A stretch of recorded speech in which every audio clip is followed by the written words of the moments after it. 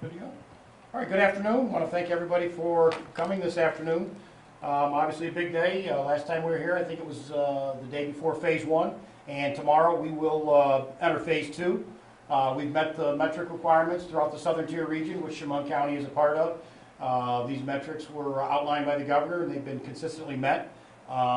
The numbers in the Southern Tier region, I don't know if you check on the dashboard on a daily basis, but that's all we do, and my counterparts across the region do, to make sure that the Southern Tier region stays with the green check marks and we stay within the parameters of the numbers that have been set by the governor. So we are encouraged by the numbers. Our numbers are some of the best throughout the state, so we're looking forward to starting Phase 2 tomorrow. I know there's a lot of businesses out there that are also looking forward to it. I hope all the hair salons and barbershops have sharpened up those shears, because I'm sure it's going to be a very busy day. Tomorrow, as we enter Phase 2, professional services, retail, administrative support, real estate, rental and leasing, finance and insurance, and we have rental and leasing again. So I think what you're going to see is you're going to see that many more people coming to work tomorrow. One of the things that we're still waiting for from the governor's office is a definition of professional services. What does it include and what does it not include? We're also waiting for the guidelines for all these folks. Our phone has been ringing off the hook the last couple of days looking for the guidelines. We were told yesterday that they would be out yesterday afternoon to continue to refresh our phones. But as of 5 minutes ago when I walked out here, the guidelines still aren't out yet. But with that being said, we have met the metrics that were outlined by the governor, so Chemung County will be moving to Phase 2 tomorrow. So I would just ask you to keep checking on New York Forward. That's the governor's website, where at some point the businesses that reopen tomorrow will have to go in and click on affirmation, indicating that they have the appropriate safety plans in place. Remember general safety protocols for all these businesses that will be opening tomorrow. You know, we know that the guidelines haven't been sent out specifically, but remember, everything is basically the same as Phase 1. You can go to New York Forward, get on some of the Phase 1, maybe the curbside retail, click on that, and you'll be able to see some of the safety precautions that you need to do. But remember, we want everybody to act responsibly, not only the business owner, but the patrons. You need to wear a mask. Everybody needs to remember the importance of the social distancing and the 6 feet. The main goal is to protect your customers and protect your staff. For some businesses, that might mean realignment of equipment, realignment of the cash register. It depends on what your business is. And as we talked about before, the plans will be tailored to your specific business. So, you know what works for one business might not work for another business. So, I mean, a lot of the safety precautions, you can go to the website, New York Forward, and see what was done during Phase 1, but I imagine a lot of them will be the same. I'm not sure, nobody seems to be sure as to why we didn't get the guidelines before now. For Phase 1, I believe we got them about 24 hours in advance, so like I said, we were told yesterday to anticipate them anytime. They didn't happen. I can tell you there was supposed to be a 1:30 regional control room call today. It's been moved to 7 p.m. for some reason. My guess is they didn't want to answer all the questions from the county managers and administrators and executives as to why the guidelines have yet been posted. But we do imagine they are going to be posted in the near future. And remember, it's mandatory as a business that you go to the website and you read the safety precautions, you can print out your safety plan, and you also need to click to affirm that you've read and you understand those plans. Professional services, we do know and have been told that hair salons and barbershops are in Phase 2, so they're good to go tomorrow. We also know that nail salons, massage therapists, and tattoo parlors are not included under professional services, so they are not allowed to open tomorrow. So I just want to make that clear. We've gotten many calls. Nail salons, massage therapists, and tattoo parlors, we've been told during our regional control room calls that they will not be included in Phase 2. So we do not anticipate to see those companies in there when we do finally get a definition of what professional services are going to be good to go for tomorrow. On the local front, county parks is one of the calls we continue to get a lot of calls on asking for information. At Harris Hill right now we have walking, hiking, and picnicking. The pavilions are closed. We'll be opening up one of the restrooms this weekend. The pool is closed. We will not be opening the pool this year. It'll be closed for the summer. Obviously, pools would come under Phase 4 most likely, and by the time we get to Phase 4 and are able to find lifeguards, these kids probably would have secured other jobs by now, as well as any logistics that the governor's office would be asking. I don't know if it would be half capacity or whatever. So we made that decision in conjunction with the town of Elmira, town supervisor Dr. Neil Milliken, and Horsehead's village manager Nate Nagel. Those pools will also be closed for the summer, so it's a countywide decision. At Park Station, we have hiking, fishing, boating, picnicking there as well. The waterfront is currently closed.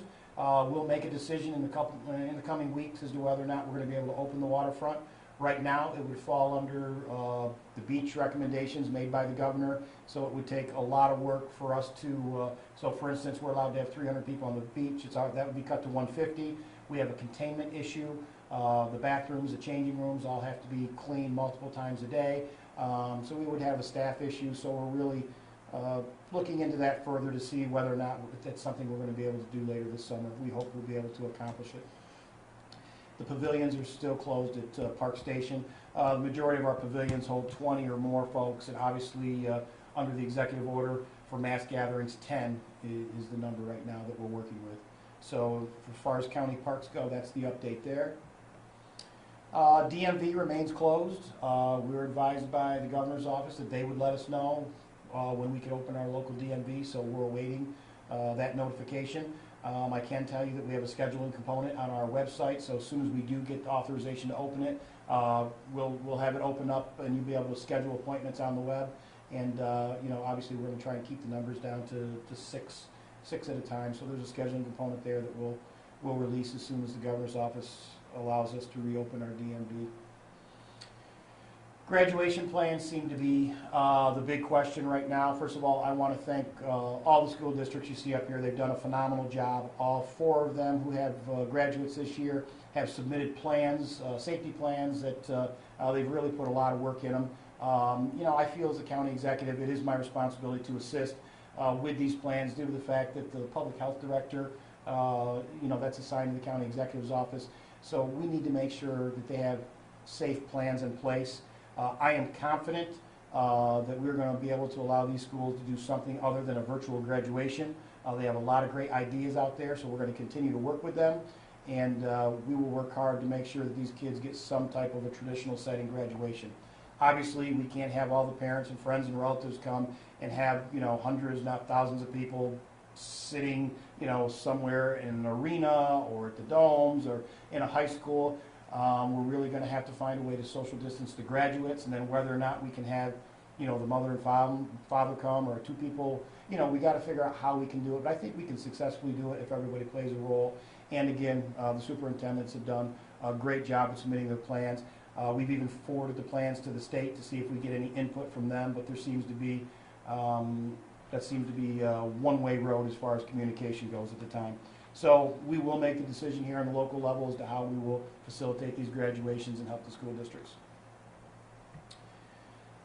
You know, and again, what we want everybody to remember is this is a regional effort. We need to continue to practice our social distancing, our face coverings, because the numbers spike here, then it could adversely affect one of our partners, one of the other 7 counties. So I mean, it's truly a team effort, and you know, I want to thank the counterparts amongst the other counties. Everybody's been doing a good job. Everybody's been working hard. I think everybody is looking forward tomorrow as we open up phase 2. And again, not sure why the guidelines haven't come out, but I can assure you the public health department won't be around looking for plans that we know that these businesses haven't had the opportunity to complete because the state hasn't made them available to the businesses as of yet. So I mean, that's kind of where we stand, but we've got a lot of phone calls today pertaining to, you know, what's happening tomorrow, why haven't we gotten the information, and they simply haven't gotten it because we haven't gotten it to give to them. So I'll be more than happy to take some questions. Chris, I talked to a few business owners today who also said, we don't know if we're even going to be allowed to open tomorrow, and if so, we don't know what the rules are. So what are you telling people? Yeah, you can put out the open sign, and you know, obviously they have to be still some kind of guidelines they have to follow.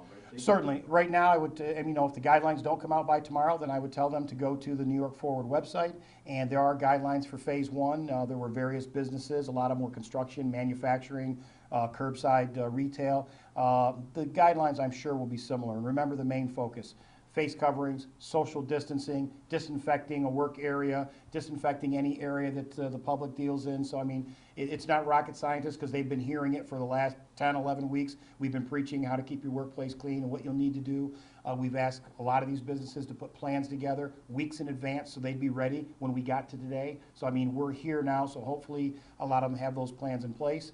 And then again, as soon as the state gets the portal open where they can register their businesses under phase 2, I'd encourage them to do it as soon as possible. Chris, a couple of our Albany reporters are saying Governor Cuomo was just on the radio, and this is quoting what he said. He says phase 1 ends tomorrow for 5 regions, but this does not mean they will start phase 2. He says he will give the data to experts and they will decide whether or not to begin phase 2. It still seems kind of unclear, but it sounds like this area anyways is going to move forward. We're moving forward. Look, you know what? The governor can make that comment to somebody on the radio, but we can't get a call from the governor's office. I can tell you on Wednesday, yesterday, we were told by the governor's staff, as long as we met the metrics that I showed you, that unless something horrible happened to our numbers, we would be good to go. If the governor can't have the courtesy to give our region a call and let us know that, you know what? We're opening tomorrow. Can you talk about some of the confusion, I guess? And I mean, I'm not sure it's confusion. It's a lack of communication. I just watched Onondaga County Executive Ryan McMahon do his daily thing, and it's the same thing there. They're opening tomorrow, and it's a lack of communication from the governor. He might not have wanted to say that, but the fact of the matter is, we've been waiting for hours. I mean, we were told yesterday during our regional control room call, keep refreshing your phones. Those plans will be out anytime, so you can let all the businesses know. Waited until 11 o'clock last night. They still weren't there. Checked it this morning, still weren't there. Not one call from the governor's office. We received one email indicating that a meeting that was scheduled for 1:30 had been postponed until 7 p.m. So, you know what, if the governor wants to travel to Elmira, New York and tell us that we can't open, I'll look forward to the meeting. Executive Law. Yes. You said April's sales tax revenue was down by $1 million. Could you give us a look at May's sales tax revenue? We don't have those numbers yet. We won't get those numbers till probably around June 6 or 7, but I'll share them with you when we get them, and I anticipate it'll probably be another $1 million. Okay, and the graduation plans, what have they pitched to you that you think sounds good so far for the high schoolers? So I know one of them involves no parents, no guests. It'll be just the students. They would be appropriately social distance. They would have masks. There's disinfectant. There's a way to get them from the parking lot to their chairs, back to their cars, to make sure that they're not gathering in the meantime. I mean, they're even wiping down the diplomas before they give them to them. So I mean, they've got some good ideas. They've been in touch with the CDC, looking at the website and so forth. So I mean, we want to work with them to make sure that these kids can have some type of graduation. With retail being such a huge part of our economy, how optimistic does it make you that phase 2 includes retail businesses and things like that? You know, I think it's one of the bigger phases. Phase 2 and 4 are probably the biggest phases we have. I mean, it's going to let a lot of small businesses that really couldn't partake in the curbside. Now they're going to be able to, you know, open up. And I just find it extraordinary that, you know, we've been told for 14 days, watch your numbers. As long as your numbers stay below here, you'll be good to open. 14 days later, now, you know, if the information we're hearing now is accurate, the governor wants somebody to look at the numbers. I don't know what we're looking at or why we couldn't have been told that earlier, but it's going to be great for small businesses because their doors are going to be open where people can actually come in, and they really couldn't facilitate the curbside either because of Wi-Fi or internet issues and so forth. So, I mean, it's big for this area, and you have to remember, we depend a lot on retail throughout the southern tier. Just lastly, could you speak on the collaboration between you and the other county leaders? You know, that's been excellent. I can tell you, before the state even got involved, we took all the counties in the Southern Tier region. We were having teleconferences on our own weeks before the state got involved, and things seemed to run a lot smoother then. How do you think barbershops and hair salons will be able to maintain social distancing when they're literally like cutting your hair and right in your face? Well, I think obviously, I think there's probably going to be no shaves. I know we've heard that, but both will have to wear masks. Also, I think one of the issues was the number of people you see sitting in the waiting chairs. You know, you may have 10 or 12 people and they're waiting to go next. They're probably going to have to wait in their cars and be texted when it's their turn to come in. You might have to do things like move the chairs a little further apart, the barber chairs and so forth. But I mean, that's the type of information that these companies have been waiting for. And I don't understand the reason why we couldn't have given them that information more than, you know, less than 24 hours. They may have to purchase PPE equipment. They may have to move some of their equipment that they utilize in their business. So it's unfortunate, but I mean, most of them are common sense, and they involve the social distancing, and they involve the masks. So, but I mean, other communities are doing it throughout the United States. They've opened back up for people to get their haircuts, barbershops, hairdressers, so they can do it, and I think we can do it safely. Has this been a common occurrence in miscommunication between the state and the local municipalities? I don't think it's miscommunication, it's a lack of communication. Every time the governor's office has asked for something from Chemung County, we go out of our way to get it to them as quick as we can. I mean, they've asked for information on nursing facilities, we went out of our way and got them, not only our nursing facility, but the private nursing facilities. I mean, you know, they yell, we jump. And, you know, we get them the data, and so not to have the courtesy to reach back out to us, you know, 12 hours before we're supposed to open up for business, I'd say it's unbelievable, but to be honest with you, it's not.